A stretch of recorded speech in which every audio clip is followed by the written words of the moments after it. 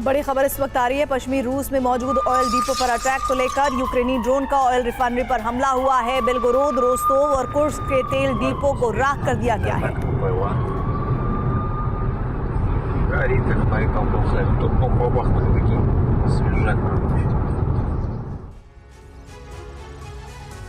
इस्माइल हानिया की मौत के 72 घंटे से ज्यादा वक्त के बीत जाने के बाद अब तक साफ नहीं हुआ है कि उसकी हत्या किस हथियार से हुई।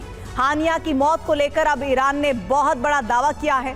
दावा है कि हानिया के मर्डर का षड्यंत्र पेंटागन की निगरानी में रचा गया और जिस मिसाइल के बारूद से हानिया की मौत हुई वो 7 किलो वजनी था। हालांकि अमेरिकी मीडिया के दावे और उसकी थ्योरी इससे बिल्कुल उलट है।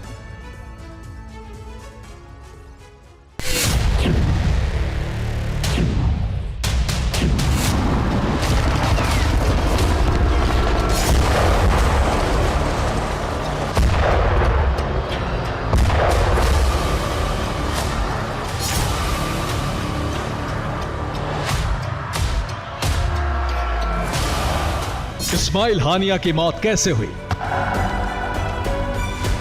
किस हथियार से इस्माइल हानिया मारा गया?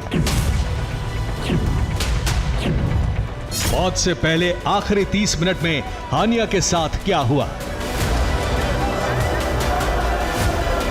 हमास चीफ इस्माइल हानिया की मिस्ट्री से जुड़े ये वो सवाल हैं जो उसकी मौत के 72 घंटे बाद भी अनसुलझे हैं। 31 जुलाई की उस रात तेहरान के इस अपार्टमेंट में क्या हुआ, ये राज अब भी सामने आना बाकी है।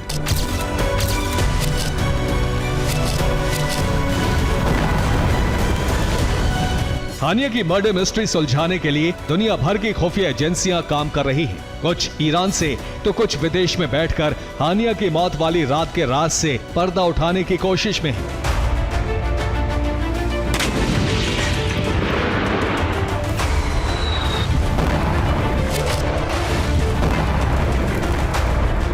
बीते 24 घंटे में जो रिपोर्ट सामने आई हैं, उनमें हानिया की मौत से जुड़ी 2 नई थ्योरी सामने आ रही हैं।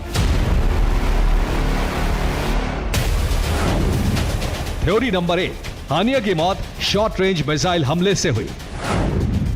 थ्योरी नंबर 2, बम धमाके में हानिया को मारा गया। पहली थ्योरी के मुताबिक हमास चीफ इस्माइल हानिया की मौत मिसाइल हमले में हुई। इस बात का दावा IRGC की इंटरनल रिपोर्ट में किया गया है। रिपोर्ट के मुताबिक हानिया की मौत एक शॉर्ट रेंज मिसाइल हमले में हुई जिसका वजन करीब 7 किलो था। इसे गेस्ट हाउस के बाहर से फायर किया गया था। रिपोर्ट में कहा गया है कि हानिया की हत्या की साजिश इजराइल में बनाई गई जिसे अमेरिका का समर्थन मिला था।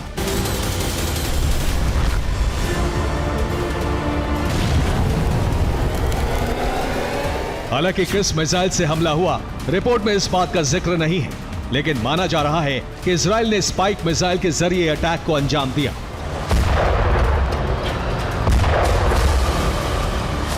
दरअसल spike missile pin point accuracy के साथ टारगेट पर हिट करती है। इसके धमाके से नुकसान सिर्फ एक सीमित हिस्से में होता है, ठीक वैसे ही जैसे इस्माइल हानिया के अपार्टमेंट में हुआ।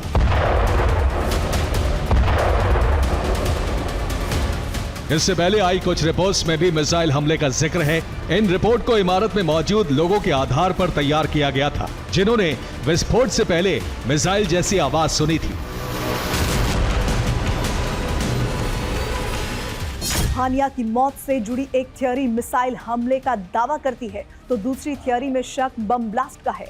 न्यूयॉर्क टाइम्स की रिपोर्ट में दावा किया गया है कि हानिया की मौत एक बम धमाके में हुई जिसे 3 अलग अलग कमरों में प्लांट किया गया था।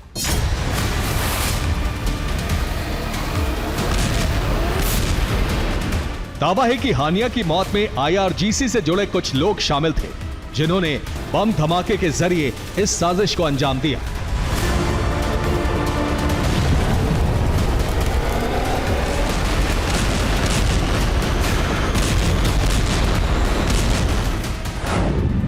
रिपोर्ट के मुताबिक IRGC के 2 एजेंट्स को काम पर रखा गया था। एजेंट्स ने 3 कमरों में विस्फोटक लगाए थे जिसके बाद दोनों एजेंट्स देश छोड़कर चले गए। विदेश से ही हानिया के कमरे में विस्फोट किया गया।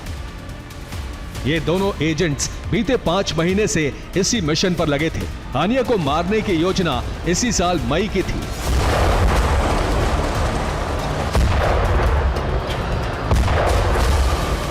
ये मई 2024 की तस्वीरें हैं, जब ईरानी राष्ट्रपति इब्राहिम रईसी के फ्यूनरल में हमास चीफ तेहरान पहुंचा था। इस दौरान वो जलसे में भी शामिल हुआ। मौसाद की तैयारी इसी वक्त हानिया को ठिकाने लगाने की थी, लेकिन मौका नहीं मिलने की वजह से ऑपरेशन रद्द करना पड़ा था। हालांकि 2 महीने बाद मौसाद पूरी तरह से तैयार था और ईरानी एजेंट्स की मदद से वो अपने मिशन में कामयाब भी हुआ।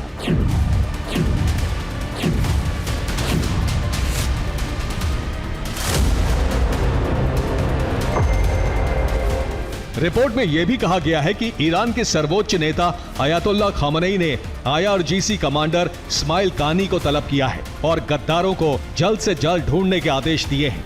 ईरान का मानना है कि मौसाद की हत्यारी टीम के सदस्य अभी भी देश में मौजूद हैं। इस मामले में अब तक 1 दर्जन से ज्यादा लोगों को गिरफ्तार किया गया है। इसमें खुफिया अधिकारी और सेना के लोग भी शामिल हैं। इन सभी का कनेक्शन हानिया हत्याकांड से माना जा रहा है।